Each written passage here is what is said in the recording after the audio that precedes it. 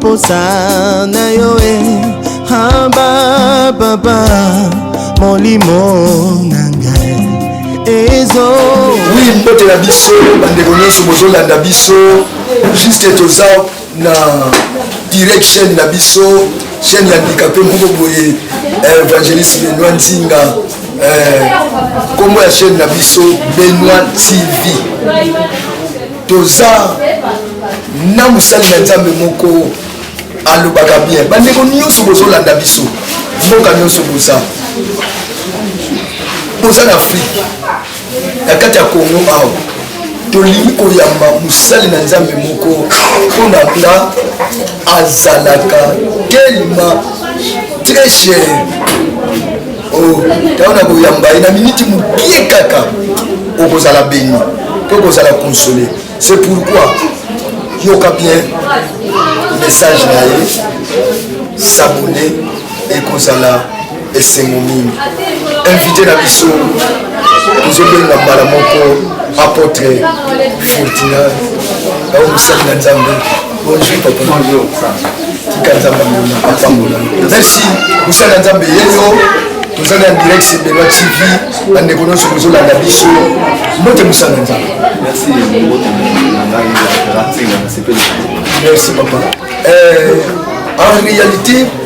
nini tingaki mpenza okoma pasteur comme pasteur batinda la montée za vocation nzambe nde mutu na kima kutelo bango a trois reprises nzambe lokula soka benga musala ngo tito benga makana musala en tout cas tito benga makana musala vraiment total la caméra vraiment tito benga na mito benga makana musala ngo toza na 5 ministères na selonga ntoma na selonga na kanisa kaka bato ba déjà que église fois za la kaka pasteur non za za pasteur c'est parce que nous toza ba le tom 5 toza na ba prophète nzamba benga selon ministère nzambe ne mutabinga selon vocation. Merci apôtre na linda meka ko tuna yo question moko tango zui ngolu ya ko diriger ba parti pe ya ko sala église est-ce que oklotaki ndoto ou la mukika epa na yo mala moko lobi ke non na sala église pe kombo ya emek o soki emek MITP ministère de tes transformés. Merci est-ce que utala na moko epa na yo bien nzambe penza moto arrivé là musala nzambe oyebi kamuzali apa nzambe eza makambo ya molimo soki ya solo obandi kosala makambo solo banse na yo ifo oyakamela molimo oyoka nde mongoma na nzambe ezaka lisolo moko azali kozala na kati ya mosala ya tata na molimo nazwa mpenza kozo bapesi nga nde bazolakisanga meme leverse mpona apesi yo eza na lik chapitre verset okuta lisolo ya juge oyo bazoba akata likambo na ye ya vevo wana azalaki na likambo ezalaki mpa na moto oyo juge oyo abangaka moto te abangaka mpe bato te abangaka mpe nzambe nde vevo wana importunaki atongisaki ye akendaki toujours kodéranger mpona likambo na ye nde juge abino atako nabangaka bato te mpe nabangaka nzambe te mais néanmoins lokola mwana mwasi oyo adérange nga mpe fona lâche na libéré likambo na ye c'est par là pour la classe nga ministère de teso tranche mon problème voilà mosala nzambe. Ok, merci MITP est-ce que l'homme de Dieu apôtre baproblème nini mpenza kozokuta nango na ministère c'est mponga nazomona bapasteur bavili babumu bapasteur bateli bapasteur basi mibale misatu bazobenga bango femme ya ministère est-ce que yo problème nini mpenza ozokuta nango mpona ministère question na nga liboso osalaki église mpona offrande mpo omikisa baame merci naseki parce que biso touti na église ya KDC nanga molimo komona ye révérend pasteur Lengi Léon biso tokoli na bacampus pour Christ balasi biso na oyo etali comment évangéliser aller prêcher la parole de Dieu donc primo balasi biso que non d'abord les rois des alors ce qui est na makambo na ko trancher d'abord fona mema mutu na katikati ya alongo na mokida comme na nzambe wana problème boso soki na longi ya monde na zokimi ndeko etikali maladi ba problème nzambe kokata likambo na zokata bideli ke mutu aye ba nzambe akota na molongo asala nzambe pe abanga nzambe ko te ko yeso ya akota na eloko na Yes, vraiment MITP. Ok, apôtre, question nango na bandela qui mbote na biso bande bonyo sur mon père, le pasteur Jean-Paul Mayata de la foi, mon père que j'aime beaucoup. Nazapi mwana KDC, écoute na pena musana nzambe lisu mwana KDC, tikalola epambola bino. Apôtre, est-ce que MITP okutaki nango na ndako na yo okomi na papier ndenge nazokende boye nakisa l'église kombo nango MITP ou bien olotaki loto ou bien nzambe mpenza moto alobaki na yo selon eza mongolai mpona gane temps na mokusu bakaka keno naza na tata na ngai komo nyonso epase elenge donc aya kuti koteya de na ministère oyo natiaka teme la valeur de père la valeur de père ezalaki teme wana eutaki na molini centre sonenga mpona honore tata na ngai na mosala nasalaka donc oyo naza ezali fui ya papa na ngai molini yango molini alingaki na honore papa na ngai la valeur de père ateya 3 jours awa natikala kosimba eloko te nyonso nape esali pendant 3 jours na honore mpona bakeno moto azalaki tata aza moto te moto abimi na mosala nzeli fois auta quelque part nde yango wana vraiment MITP ezalaki vision euti nzambe moto apesaki yango endimi na kati emonisela na nzambe papa mpe apesi nga nzela nake mobati nde lelo mpona yes MITP oyebi apôtre kombo yango soki bolimbisanga bandeko nyonso bozolanda biso oyo boza libanda mboka na basala na nzambe nyonso apôtre kombo yango ntango nazotala yango mpenza bien MITP namona mo lokola ONG moko boye apôtre yo mona yango ndenge nini MITP ebima lokola ONG moko boye est-ce que osala ngo na likanisa ONG vraiment nayebi te ONG eza bapasse ça c'est l'église de Dieu yes quand on a commencé ça c'était d'abord une intercession qui était dans une maison alors moi je ne pensais pas que na bobanda réuni bato na kuta elo yango ta musu mutu ta mazoteka makala ndi matete no ba kuno ba kokoma pe na bi sak ndenge to bane musala na za intercession comme ça ba ko ta église o ebo ta ndenge na bandaka ministère ya kosambela bato ya parti par là mais tant baye ba moni ko ngokola ba ngonde basenga eko ma église oui papa biso toza na sika okende te tosengeli nga na banda yango na bato bandimi nde bapesaka mapasita oni bato toza na bisika okende te nde na yebe kobanda mosala merci ntoma nzambe toza na ntoma nzambe bozokonsome ye bozoyoka ye mpenza bien apôtre badifficulté nini mpenza ozokutana nango na ministère kotonga kotyola kolinga mpe basi badifficulté nini mpenza ozokutana nango parce que mosala nzambe ndenge nga nayokelaka ezala mpasi yo badifficulté nini ozokutana nango vraiment ntango nayiba papa nayebaki ndenge mosala ezalaka te mais naye kopane kaka ndi balobaka mingi mwana ngula azokotuna mama naye pourkoi monoko ekomaka songe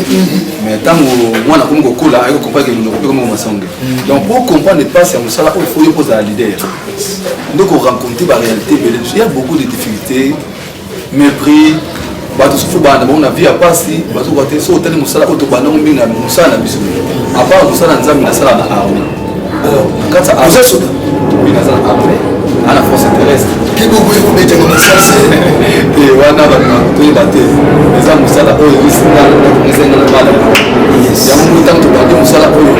oza marie naza marie père de 4 enfants nakoti bana basi 4 nabali na 2008 si lelo tozokelewa bolimisanga basala na nzambe nyonso bozolanda biso parce que likambo oyo ya kozala marie ezocreye problème na mboka kongo apôtre j'espère opansaka mpe femme de ministère oui pourquoi pas femme de ministère okobali mwasi ya mibali en déplace problème eza non papa et wana vraiment nde totana biso l'homme quittera son père s'attachera non à ses femmes mais à sa femme non à ses femmes il s'attachera à sa femme les deux, on dit pas les trois, on dit les deux deviendront, on dit pas les trois deviendront. C'est-à-dire que moi je ne pense pas à la montagne. Apôtre Keba Batobele parce que il y a des femmes na Congo et comme il lokola soki nini bolimbisanga basana nzambe na linga bino mingi oh les pasteurs Denis Les merci papa place aux amis vraiment les kambu il y a des femmes oh et beaucoup il y a trouble lobi omoni ke non ministère efungwami komiti kuna mwana wana aye na dini matondo aye na dini ya $10,000 ekuti ndo na bapense mabe te bon mosala nzambe oyo kobeta nango tolo te tosengaka na nzambe likambo toyebi ke eza bomo te totikalaka ndenge tosalaki les gens n'ont pas été dans le salon comme ils comme la réalité nous sommes tout ça aide à Saint-Esprit à son gars ils sont passés sans lui nous pouvons refaire là on a eu une fois dans le mosté moko à beaucoup de bota là. Merci Thomas Nzambe toujours kende malé mais parce que pour tout kende na kosuki ça on a musala ya Nzambe est-ce que ba problème nini oza nango na kati ya église to penser na yo na ministère okosuka na Nzambe ou bien oyena ka kozwi na yo alors partir de l'église dit pièce moko mon père que j'aime beaucoup les pasteurs Jean-Paul Mayata de la foi tata la biso ça la pièce moko titre ngo ezalaka bateki église to ça la pièce bateki église est-ce que apôtre mukolo moko ko ça la teki non omoni nzala ekoti na ya kata ndako na kata couple na famille alors teki église est-ce que parcours na ezala ko suka na nzela to continuer ti mukolo Yesu akozonga. Au monde musala oyo eza vocation. Nous avons des amis aujourd'hui qui ont balou na moko na ko côté ya temba côté ka ba téléphone. Azala pasteur tellement ba église zo kola te passe que lo na tikela ma ami ami pe kufi kuna commander côté ka ba chombo. Alors muto abenga mi pene pa Nzambe. En tout cas akino musala wana te. Affronta ka moti na soka. En tout cas na ebisio musala Nzambe je passe des temps très difficiles dans cette terre.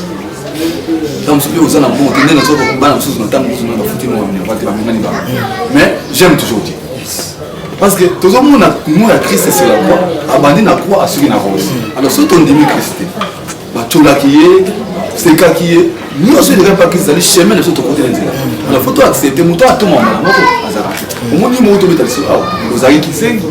c'est caillou vous voit caillou mais le comment vous en est donc c'était vous devez accepter d'abord l'humiliation on dit bah qui ça on a c'est alors que ça bon ça là il y a un monde papa dans un c'est juste comme ça là où ils ont 13 ans on a dans pas pour aller dans ça là bato qui battait auto bazana ba ça là on doit dire il y a 200 francs 300 francs on s'en va pas il y a 200 Nakati un peu là. En tant que moi, 2000 fois, c'est 200 francs. Nous aussi, c'est ma parcelle. Alors, j'aime ça. Tant que le ministre, moi, on va un jour dans Kachawa, à retour dans le Moussala. Donc, papa, tout ça, c'est là, côté, quand on a un mot, ceux qui n'ont pas la moïse, ils ont pas je suis merci, papa, Tikanza Belabiso, à Pamela, merci. Donc, juste la chute, il y a émission Nabiso, pensez, il y a mi-TP.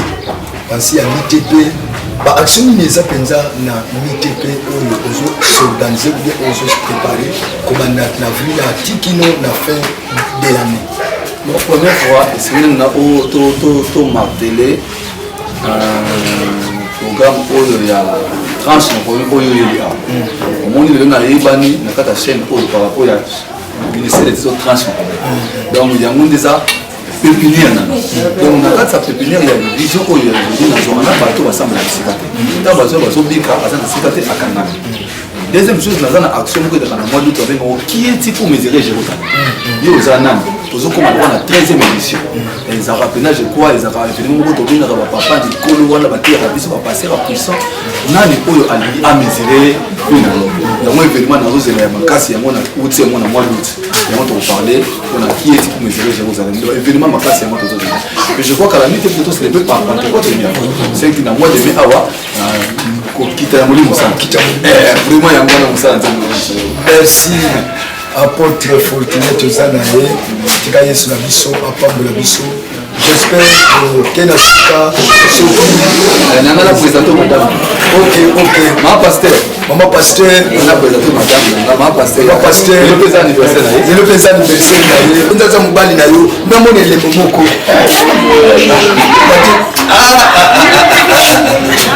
zambela biso anniversaire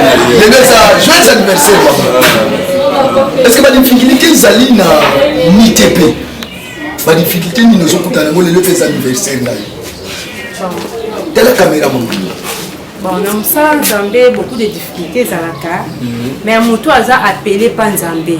quelque soit ba perfection quelque soit difficulté ya ndenge nini mais suka yango na bana Nzambe tozalaka balongi